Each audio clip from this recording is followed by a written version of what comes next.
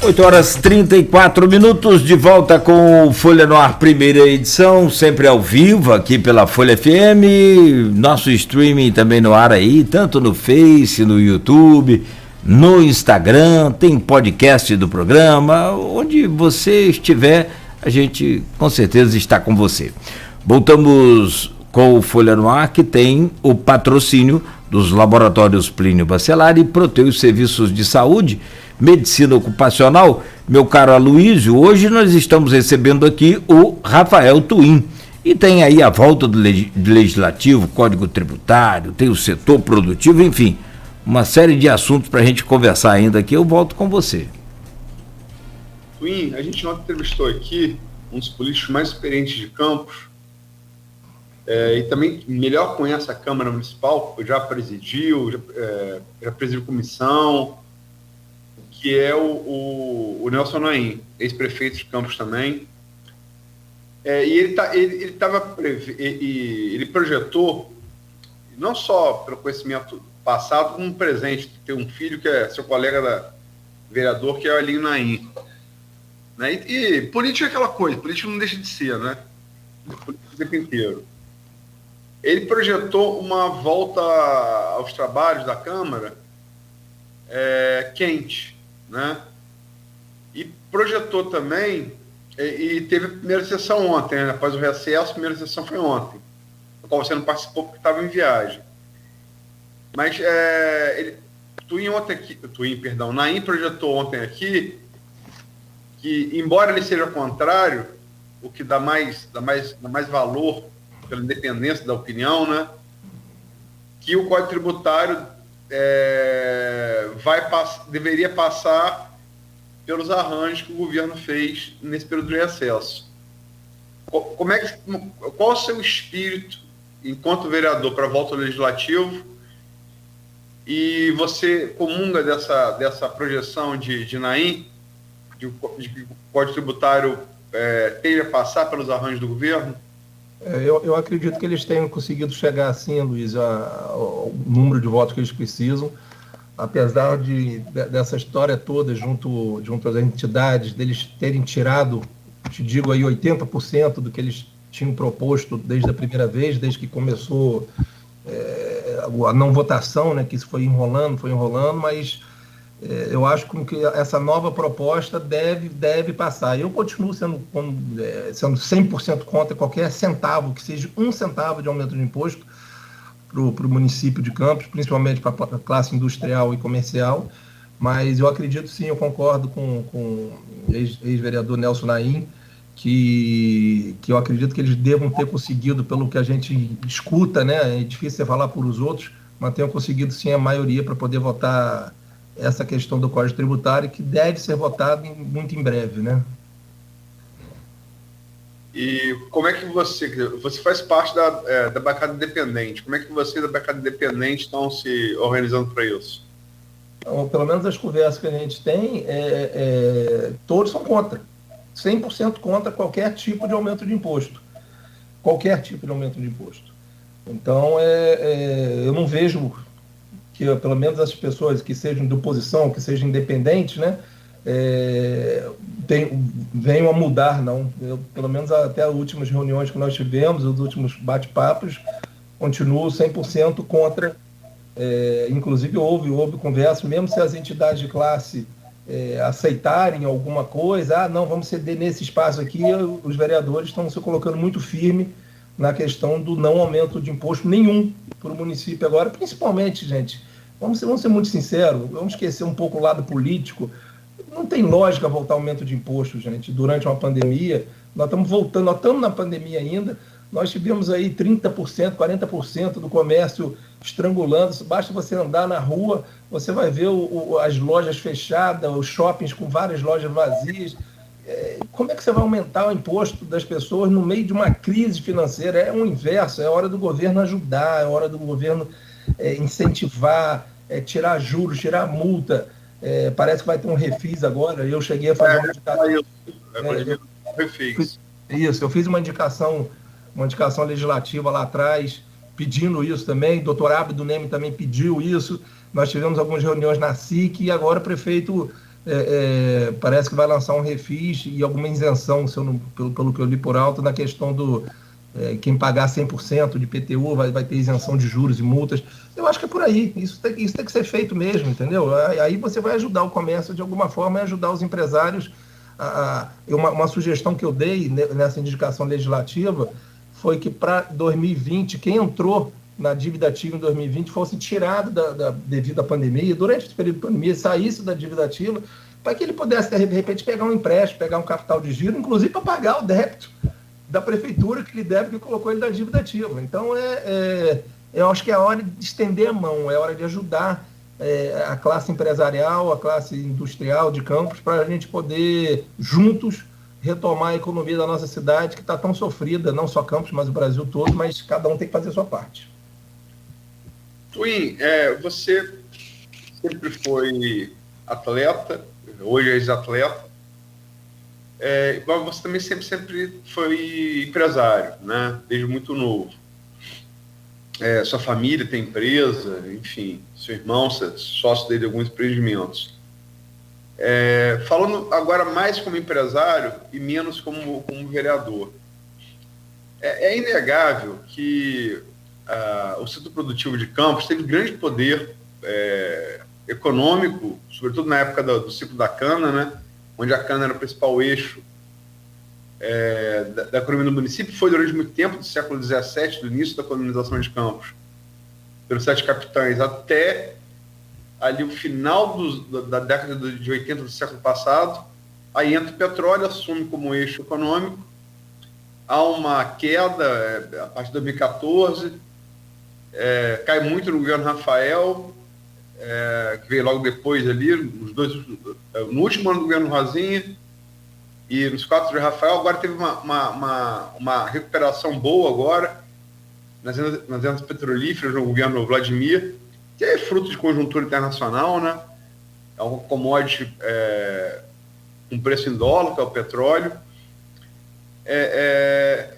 Mas desde o governo Rafael, e passando por esse governo, agora o Vladimir, tanto naquela pandemia que teve ali entre março e abril, quanto agora no Código Tributário, o setor produtivo voltou a demonstrar muito dessa força que teve no passado. Você acha que isso é um fenômeno que veio para ficar? Luiz, eu concordo 100%, inclusive eu falei muito isso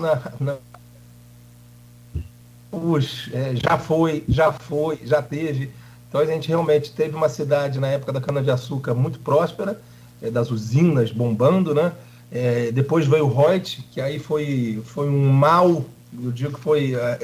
mimou a gente, eu acho que mimou, é igual filho mimado, você dá dinheiro muito fácil e aí não sabe aproveitar. A gente pega exemplo, eu fui em 2019, eu acompanhei a seleção brasileira em Abu Dhabi, fui a Dubai, olha a diferença que eles pegaram, o Reut, no meio de um deserto.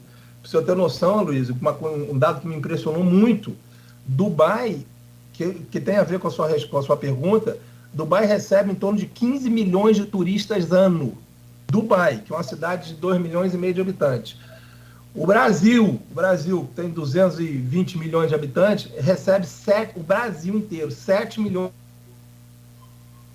Olha como que nós estamos atrasados. Olha o potencial turístico que poderia ter sido feito no Brasil, aqui na nossa região. Nós temos Lagoa de Cima, temos o Imbé. E outra coisa, além do turismo, que eu acho que a gente pode aproveitar essa perda de royalties, mesmo que tenha aumentado um pouco agora, eu acho que nunca mais vai ser o que aconteceu. E também a gente não pode ficar refém de royalties, a gente tem que pegar isso e investir na autossustentabilidade de uma cidade. A prefeitura não pode ser a mãe de todos, porque aí vai viver sempre numa política assistencialista e social. A gente tem que ajudar o desenvolvimento econômico.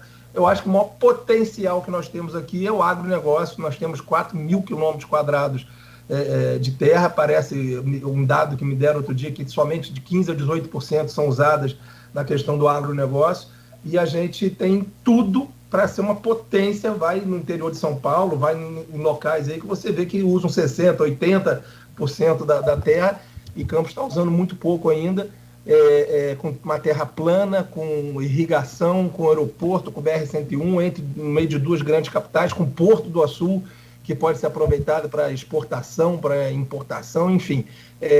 Se isso tudo, essa crise financeira, servir de alguma forma para nos ajudar a empurrar nesse setor produtivo de autossustentabilidade, eu acho que pode ser uma boa nos próximos 15, 20 anos a gente ter uma economia sólida, uma economia mais, deixando muito claro que com o incentivo da prefeitura e o atrativo que a prefeitura pode gerar para as empresas virem para cá e investirem no agronegócio e no turismo, eu vejo hoje essas duas maiores potências de recuperação econômica da nossa cidade, esquecendo um pouco de Reut, mas usando o Reut que entrar para realmente fazer o desenvolvimento econômico. Mas, infelizmente, o Reut é usado para pagar folha, e o prefeito está tentando isso agora, e foi um erro de governos e governos passados, que acabou inchando muito a máquina e a gente não pensando na sustentabilidade do município sem ser refém da prefeitura. Não existe, Luiz, a prefeitura atrasar um pagamento e o comércio sentir, entendeu? Está aí a prova que tem coisa errada na história. Tem uma pergunta aqui, feita aqui agora para o Maurício Batista, que o Nogueira fez pergunta dele no streaming. Ele cometeu o erro que eu cometi, porque é foneticamente parecido. Ele pergunta que Naim, quando é Twin. Mas, enfim, Twin, você está falando do aumento de impostos. Estou com você. Houve hoje uma manifestação contra o aumento do preço dos combustíveis na Avenida Brasil. Pergunto, quais são as suas expectativas ainda com o governo Bolsonaro? Você vai falar, a Luiz gosta de falar isso. Não, mas é a pergunta do ouvinte. Do Maurício Batista. Cara, olha só, o Luiz me perguntou um tempo atrás quem eu votei, eu falei que eu votei em Bolsonaro, e hoje, do quadro que está, eu não gosto de Lula, não gosto da esquerda, da maneira que foi gerada. Eu acho que houve roubos imensuráveis no país, então o Bolsonaro foi necessário naquele momento. Existe erros e acertos, como qualquer um, mas eu acho que estão julgando como o governo de uma maneira um pouco errada, pelo motivo de você estar vindo de uma pandemia. O mundo está passando por uma crise, cara. O mundo está passando por uma crise. A própria Índia, agora, que estavam falando na questão tem mais morte aqui no Brasil do que na Índia. Eu não estou defendendo demora de vacina, nada disso não. Eu acho que a vacina é a solução. Eu acho que os protocolos de segurança são a solução. Eu acho que a vacina deveria ter sido colocada com mais antecedência aqui no Brasil, sim. Existe erros, sim. Mas eu acho que o maior motivo dessa crise financeira toda que nós estamos vivendo aí é a pandemia, que não afetou só a economia do Brasil, mas a economia do mundo. E a questão do combustível, a gente sabe que é muito culpa dos estados, né, que jogam o imposto lá em cima. E, às vezes, eu vejo a tentativa de esforço do governo federal de tentar baixar, e chega aqui no estado, joga o ICMS lá em cima do combustível, que é um absurdo. Eu morei muito tempo nos Estados Unidos, eu lembro lá que a gente, com $1 e pouco, a gente enchia um galão de combustível, e aqui, pagar R$6 não existe isso. Você abastecer um carro hoje é um quarto de um salário mínimo. Realmente, a gente está vivendo num momento muito complicado. Mas eu acredito, sim, que a pandemia atrapalhou muito também o desenvolvimento econômico da cidade. Da cidade não, do Brasil todo. Bom, o Rafael, tem uma pergunta aqui também, e aí a participação lá no grupo do Fabiano Gomes. Ele diz o seguinte: vereador, você mostrou, enquanto presidente da Fundação do Esporte, que muito pode ser feito através de parcerias, mas principalmente com vontade e garra de trabalhar. Como você vê hoje, enquanto ex-atleta, ex-presidente da Fundação e agora como vereador, a política de incentivo ao esporte em nossa cidade? O que você tem feito para contribuir? Grande Fabiano foi superintendente do entretenimento na época quando o Elinho Naim saiu. Nós trabalhamos muito junto. Fui um dos grandes amigos lá no Farol de São Tomé. Viramos madrugadas lá fazendo aquele verão lá, o Alô Farol, que foi um sucesso 2019, 2020. Mando um abraço para Fabiano. O esporte ainda não voltou na cidade, não voltou em vários locais do país, né? E tá andando ainda a passo de tartaruga. O que a gente pode falar bom que está acontecendo, e eu fico muito feliz de ter contribuído, começaram obras. Eu não sei se a Luísa está sabendo disso. Eu consegui captar quase 10 milhões de reais em obra através de emendas parlamentares, de projetos federais. E essa semana, isso enquanto eu era presidente da Fundação Municipal de Esporte. E essa semana começou a reforma do ginásio e a construção de uma piscina semiolímpica oficial, Luiz, 25 por 25. Vai ser a única de Campos oficial. Não é só uma piscina, ela é coberta, é um parque aquático que vai ser dentro da Fundação Municipal de Esporte, com vestiários. E a gente pode trazer campeonatos estaduais para cá, porque todas as piscinas aqui em Campos, as semiolímpicas, ela é 25 por 12,5. Então você não consegue trazer nenhuma competição oficial, porque ela precisa, para ter uma competição oficial, tem que ter no mínimo 8 raias. E essa piscina tem 10 raias, para falar a verdade, né? A raia A e raia B, de 1 a 8. Foi emenda parlamentar do deputado Paulo Feijó. A reforma do ginásio foi emenda parlamentar da deputada Cristiane Brasil e Soraya Santos. Foi licitado há pouco tempo e as obras começaram essa semana. E aí eu, como vereador, eu consegui captar esses recursos, não só dessas, né, mas o prédio de artes marciais também, a Praça João 23, que já era para ter terminado. É uma coisa que eu vou começar a cobrar um pouco mais firme agora, porque tem aquele prédio de artes marciais atrás da piscina e a Praça João 23 no Parque Aurora, que desde que começou o governo a obra parou e não continuou. Então agora meu papel como vereador é fiscalizar esses recursos que eu consegui captar lá atrás. Então é lógico que não sou eu que eu simplesmente capto o recurso e jogo para a Secretaria de Obras. Mas aí tem... essas obras são onde? Todas na Fundação Municipal de Esporte, não só na Fundação. Por exemplo, Praça João 23, Parque Aurora. Está parada desde janeiro, já era para ter terminado essa obra. Prédio de artes marciais está praticamente pronto, mas também esse ano praticamente não andou a obra. O ginásio é o único ginásio público que nós temos na cidade de Campos hoje, que a construtora ganhou, não lembro o nome da construtora que ganhou a licitação, que começou semana passada, junto com a construção desse parque aquático lá dentro da Fundação de Esporte. Tem uma praça, tem a reforma também que nós conseguimos captar através do deputado Cristino Áureo, que é lá em Dores, aquela praça esportiva toda vai ser reformada. Tem a construção de uma praça poliesportiva em Santa Maria. Tem uma obra muito importante, Luiz, que nós captamos também, é a acessibilidade do Jardim São Benedito, que é verba da Soraya Santos. O Jardim São Benedito vai ser todo acessível para pessoas com deficiência. Então, eu acho que vai ser o único jardim, se bobear, da região, do interior do Rio de Janeiro, no qual um deficiente visual vai chegar, ele vai poder curtir sozinho ou com amigos, um jardim totalmente acessível para todos os tipos de deficiência. Tem acessibilidade dentro da Fundação Municipal de Esporte também, que eu não lembro agora de quem veio a emenda. Nós captamos bastante recurso. Só pode ordenar também o ouvinte entender. Então vamos lá. Obra no Jardim São Benedito, reforma da Fundação Municipal de Esportes, Praça João 23. Praça João 23 é onde? Parque Aurora. O Centro de Artes Marciais é onde? Centro de Artes Marciais dentro da Fundação de Esporte. É onde acontecia a ginástica olímpica, onde aconteciam as lutas e onde acontecia o balé. Ali atrás da piscina ali. Nossa, eu conheço. Praticamente pronto. Tá, mas o que? Tem outros lugares que você falou, não tem?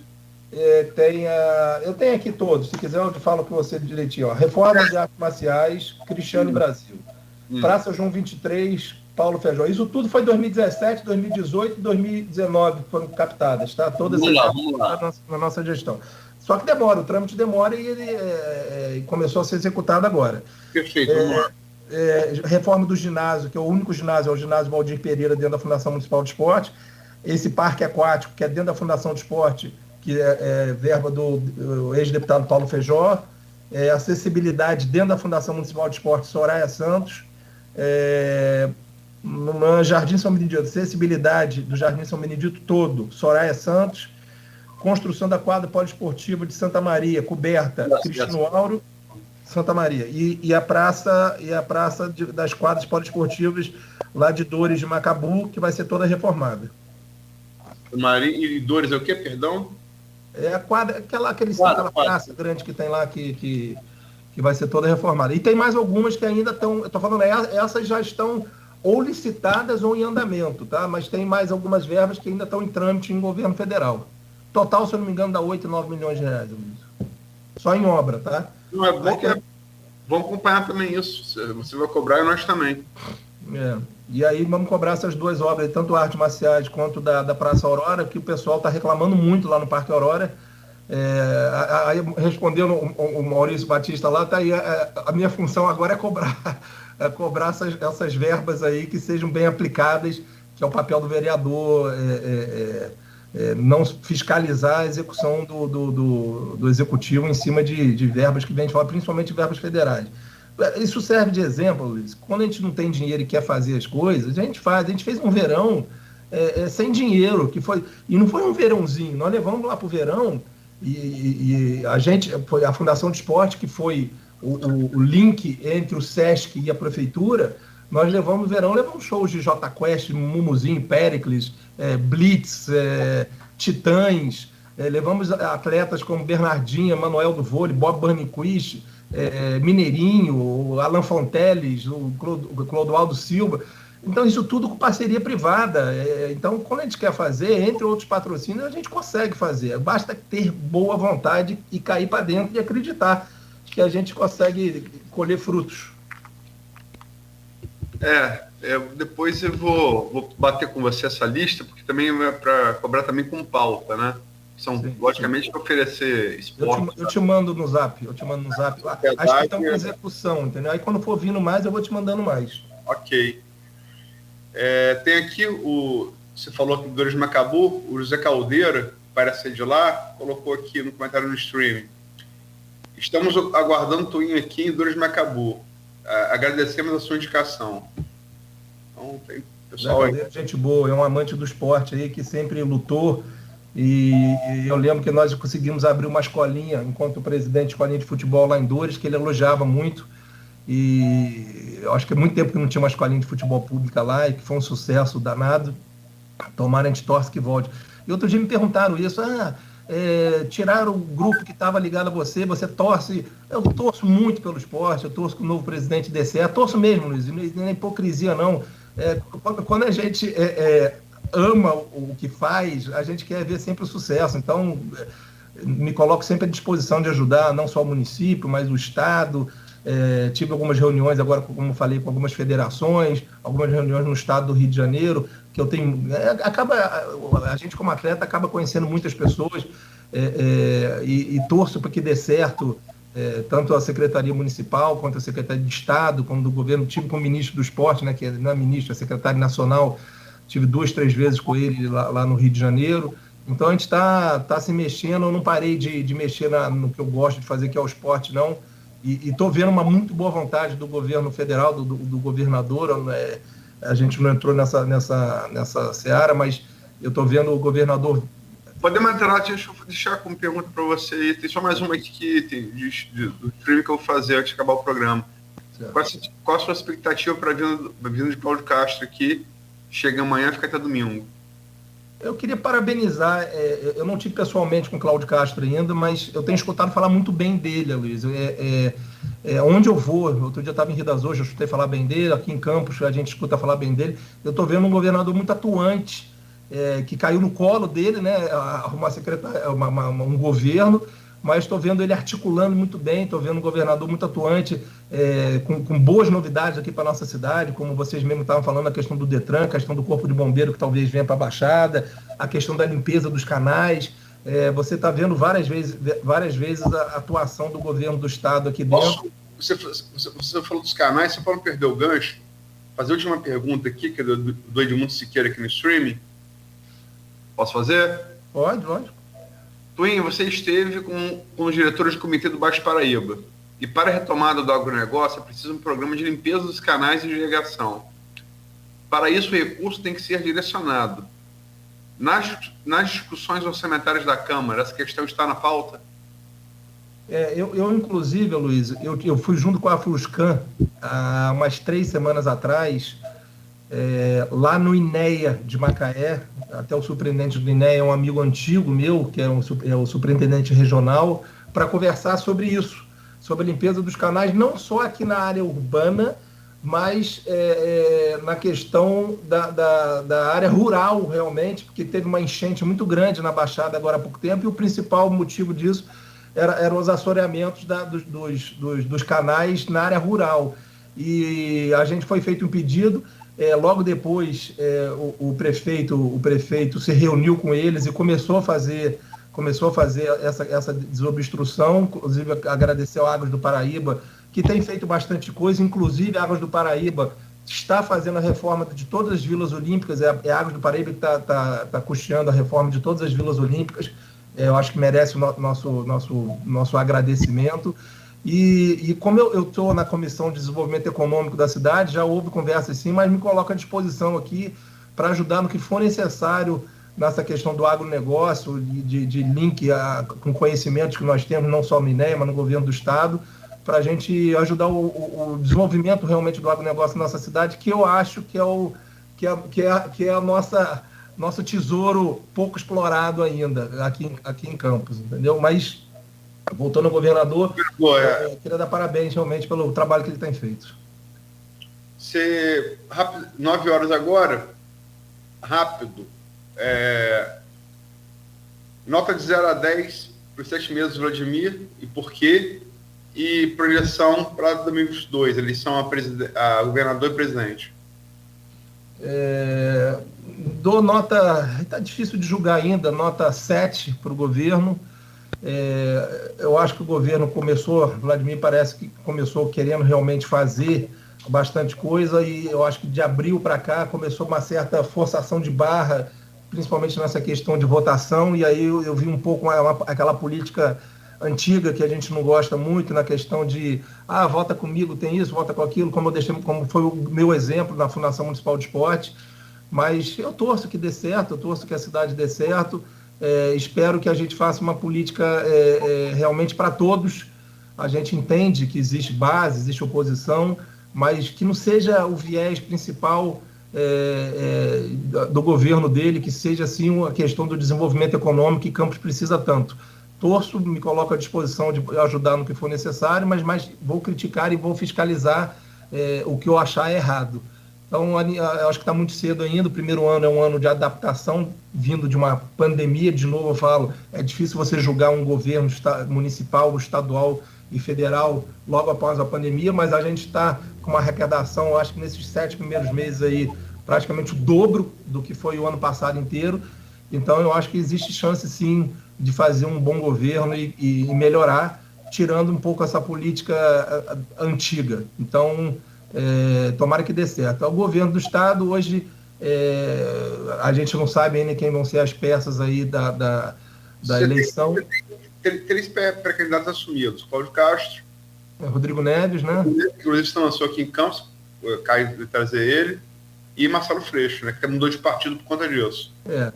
Assim, hoje meu voto seria para o Cláudio Castro, até pelo trabalho que ele vem fazendo na nossa cidade. Eu estou vendo um governo muito atuante na nossa cidade. Nós estamos dando exemplos aí agora, com uma questão de próprio Restaurante do Povo, que vai abrir um em Guarulhos agora, o próprio Detran, que deve vir também. Enfim, eu estou vendo um governo do Estado muito atuante, que eu não via há muito tempo estar presente, que seja briga de lado A, lado B, mas quem ganha isso é a cidade de Campos, é o município de Campos.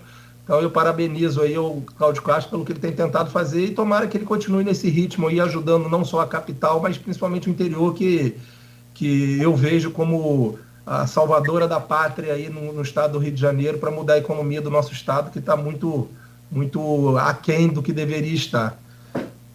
Mas você está dando isso um voto, a sua projeção.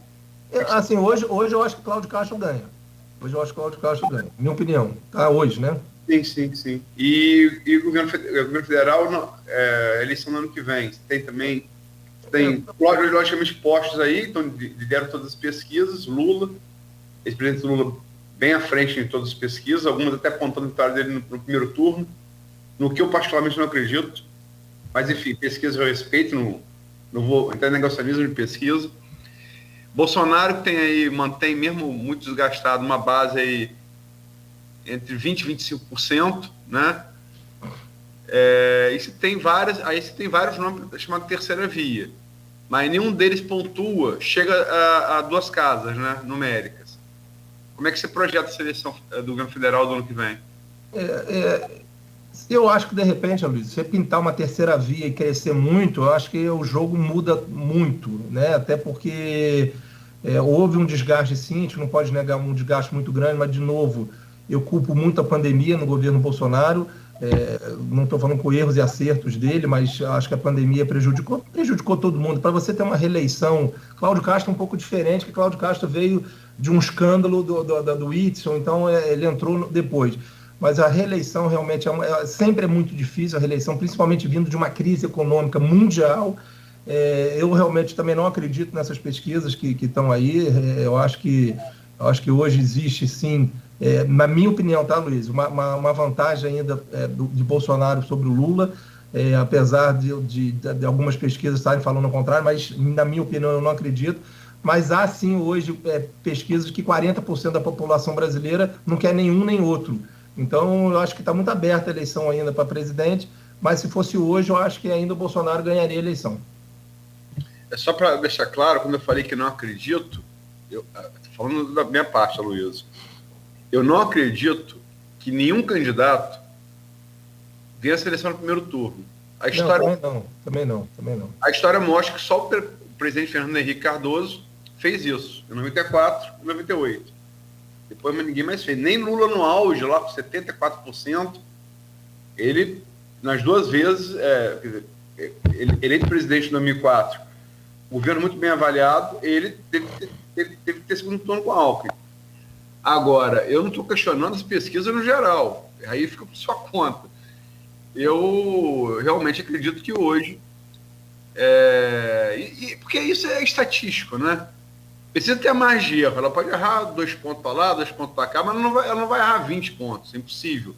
E todas as pesquisas dando a mesma coisa. Lula hoje, com 40%, 45%, Bolsonaro com 20%, 25%.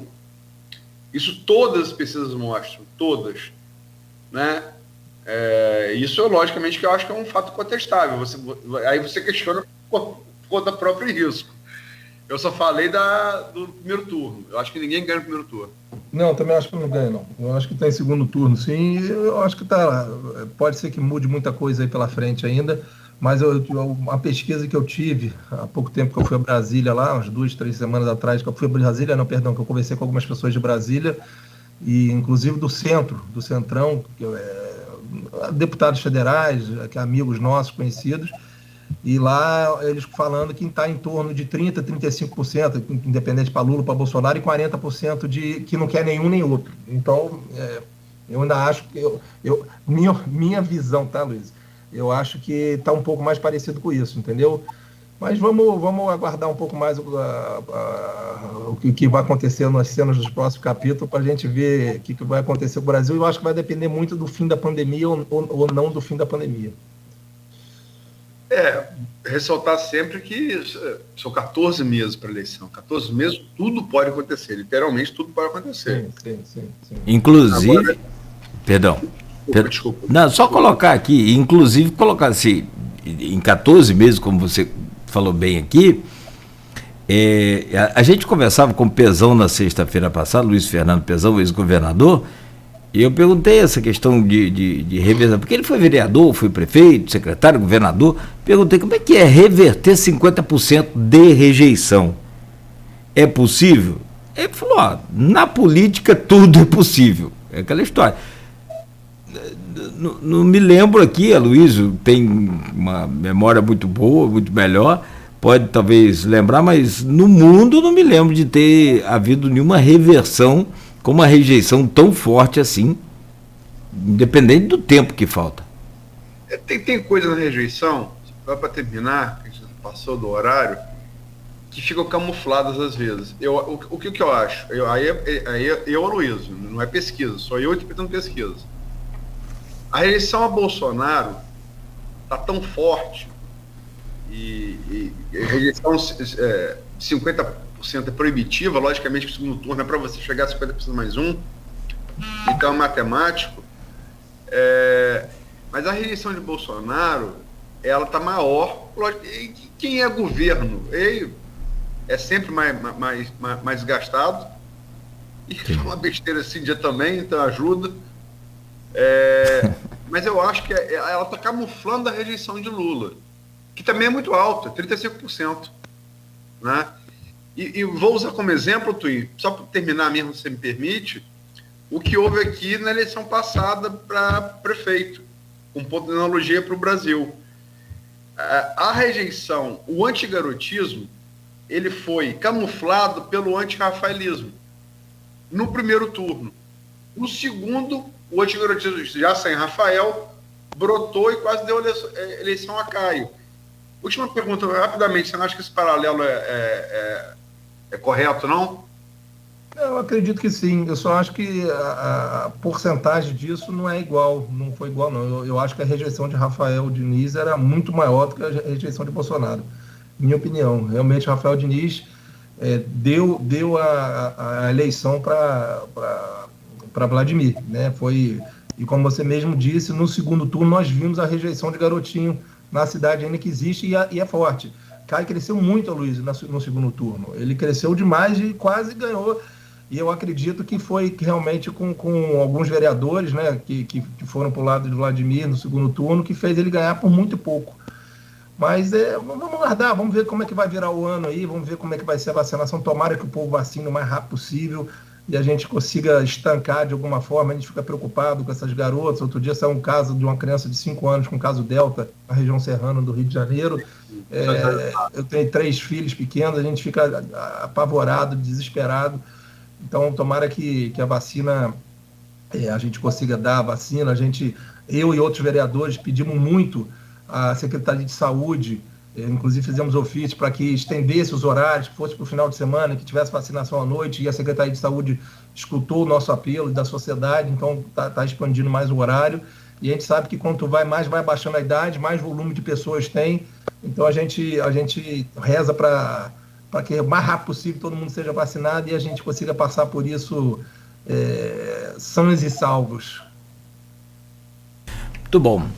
Bom, como a Luiz falou aí também, são 9h12, já avançamos realmente, apesar de a conversa ser boa, né? Sempre bom recebê-lo, né, Rafael? Espero que, né, em breve a gente volte aí a conversar também sobre novidades e, claro, evidente, desejar a você um bom dia, agradecer mais uma vez pela entrevista e sucesso aí na sua caminhada, irmão. Obrigado, Luiz, obrigado, Cláudio, um prazer sempre estar aqui com vocês. Repetindo, tenho uma admiração e um carinho muito grande pelo Grupo Folha, pelo trabalho de vocês, e falo isso de verdade, sem demagogia nenhuma. Crescemos juntos, né, Luiz? Então a gente acaba tendo um carinho especial por vocês todos, e a gente agradece hoje, estando como vereador. Queria deixar aqui também boa sorte, ainda a Olimpíada não acabou, nós temos finais aí, tem o futebol, tem o vôlei, tomara que a gente consiga mais medalha, tomara que a gente mude ao longo dos anos essa realidade da gente ficar em 15º, 18º, 20º, 23º, tomara que a política brasileira esportiva comece a abrir o olho e nós vamos fazer a nossa parte aqui como vereador, como amante do esporte, como ex-secretário, para tentar contribuir de alguma forma que essa realidade mude um pouco no esporte no país. Agradecer a Twin pela presença, pela entrevista, desejar sorte aí no seu desempenho parlamentar. Crescemos um pouco mais velho, mas crescemos juntos, deixa de dar um certo orgulho ter pessoas da nossa geração assumindo as posições que devem assumir na sociedade. Discordamos talvez um pouco no plano nacional, mas é ótimo que isso é democracia, é ótimo que isso aconteça. Luiz, eu acho que desculpa te interromper, o extremismo é muito ruim, tanto de um lado quanto do outro. Então, quando há diálogo e há conversa, a gente vai se ajustando. Essa que é a democracia que a gente tem que ter sempre. Eu fico muito feliz também de poder discutir isso com vocês. Porque você defendeu o Bolsonaro aqui, você apanhou aqui um pouco nos comentários. Aí eu vou falar, gente, olha só, debate só se dá entre pensamento divergente. Democracia é mediação entre pensamento divergente. Né? Desejo sorte a Twin e anunciar amanhã aqui o deputado federal Paulo Ganimi, aqui amanhã, no Folha no Ar. Sim, perfeito. Amanhã a partir das 7, então. Rafael, mais uma vez um abraço. Vai lá ajeitar o aquário lá e depois falem. Aquário explodiu de madrugada. O que você falou, Luiz?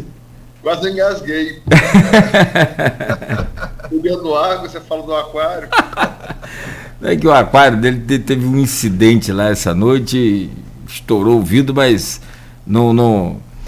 Você não foi nadar no aquário, não, né, Twin? Conseguiu tirar os peixinhos, graças a Deus. Mas levei um susto de madrugada nada. Nossa Senhora. Ah, que beleza. Que Valeu, beleza. Foi bom para você não perder a hora do programa. Bom dia para vocês. Tá bom dia, desculpa aí. Luiz, bom dia também, um abraço e até amanhã às 7, se Deus quiser, com mais um Folha no Ar, primeira edição. Se Deus quiser, um abraço. Abraço. São 9h15, oferecimentos dos laboratórios Plínio Bacelar e Proteus, serviços de saúde e medicina ocupacional. O Folha no Ar volta amanhã às 7. Não esqueça, hoje tem Jornal Folha da Manhã nas bancas aí com todas as informações, com muita coisa aqui da região, né? E também nas casas dos assinantes.